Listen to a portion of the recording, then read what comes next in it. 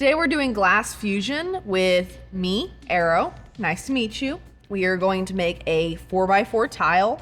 You glue all of your glass pieces on and then we melt it. That's separate from glass hand blowing or glass blowing and torch work. Try to combine both of those by accident. We have a couple of different things here. We have these, which are stringers, and they are our long pieces of glass. And then we have here, which are our noodles. They look like fettuccine. We have a couple of tweezers, and we have what's called frit. Frit are our glass sprinkles here. Then we have a couple of dots. The dots here are little glass pebbles that we have melted.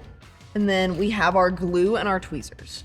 So these will be some of the most important tools that we use. I do have something to aid me when I break off these noodles. You don't really need it, but when it gets down to the little small bits, it makes it hard. And then we have our Elmer's glue. Elmer's glue is what we use to stick everything on with our glass fusion projects because it burns off in our glass kiln.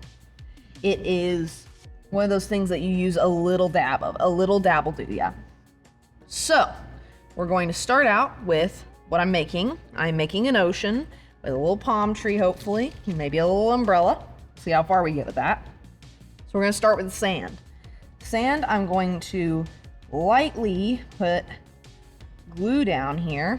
Then I'm gonna do a slight no-no and use my finger, just because it is sticky, it is glue. So it does make it a little bit annoying to clean it off your fingers afterwards, but you know what, it's fine. Then I'm gonna rake it off, and then I'm going to press this down here into the frit. Most people pour it on, which I'll be doing after to fill in.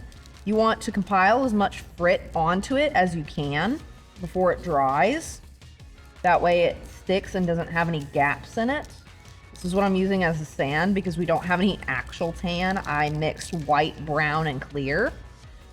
And that will hopefully give me a sandy effect. I'm gonna take off this big chunk here. Then we're gonna tap it off. And I just want this a little more filled in, so I'm gonna add a little bit of additional glue. Probably just a light few little bits here in between where there's less stuff. The more glue you use, the more likely it's going to be foggy. So when the glue doesn't have like enough, it has too much, it doesn't exactly melt away. It clumps and clogs, and then it turns into a really matte surface, and that's no bueno. We don't like that. It also has an unhappy texture. We're going to do what's called a tack fuse when we're done, which is the fuse that allows us to have lots of texture in our glass work. There we go. We have our nice, beautiful sand. I'm gonna flake this off, but we have lovely sand, and that's gonna dry for us while we work on everything else. Set this down here, make sure I don't have any glass in my fingers. This little bit here, I'm gonna use as a rock when I make my palm tree. We're going to take our brown pieces of stringers, right here, these magical little ones. I'm going to sort of measure where I want my tree to be. And it's probably gonna go right here. And I'm gonna snap them off. I'm gonna do a couple like that so I have a nice trunk. Always snap off a little more than you think you need. So you can always snap off more. You can't put it back. And then I'm gonna remeasure. Yep, that's exactly where I want it. And I'm gonna take just a little dibble dabble of glue along this one. Just enough so it sticks. And I'm gonna work it in there. I'm gonna take my tweezers, position it how I like it. When this is all done, I'll clean it up. I'll take a little bit of our glass cleaner and clean off the area so that we have no fog. I do that to every piece. Put a little glue on my plate, that way I'll be a little easier on the tweezing and the whole picking these up thing. It'll let me. I usually use these stringers in my work. They're my favorite. I'll stack them together to make a nice trunk. Exchange tweezers. This one works much better. Make sure we get enough glue on there. Remember, this glass is not going to melt together in a way that changes any colors, so what you see now is exactly what it'll look like when it comes out of the oven, except for a little more melted together.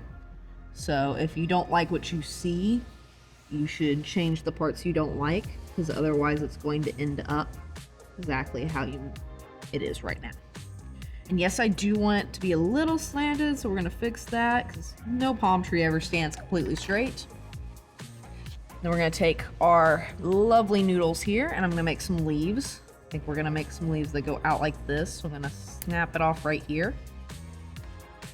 Take a little bit of glue. Trunk's trying to run away from me, so I'm going to take a little bit of the glue that I have right here in the bottle and move this out of the way and glue a little bit on here. We're just going to imagine that's a palm tree. So then we're going to work on our umbrella. I'm going to take a bunch of these little black pieces here. I'm going to snap them off, probably about 3 of them, so I have a nice little stack. We're going to glue these 2 right about here. And we're going to glue this one here in the middle. Probably gonna use my tweezers for this. Then we're gonna take a little bit of glue and go over the umbrella, because I don't think I know anyone that can just make an umbrella stand on its own. Need a little bit of sand. I'm gonna take our little duck pliers here, scoop up some sand. We're gonna let that dry. While it's drying, I'm gonna move some of the glass that has moved its way onto the umbrella off of it. And we're gonna snap our stringers off. Here, the red ones. We're gonna make our little umbrella shade. We're gonna need a couple of different sizes. I need some decently long ones and some short ones so that we can make a nice round umbrella. Alrighty. And then we're gonna snap off some white ones. Same way. So we're gonna make some stripes.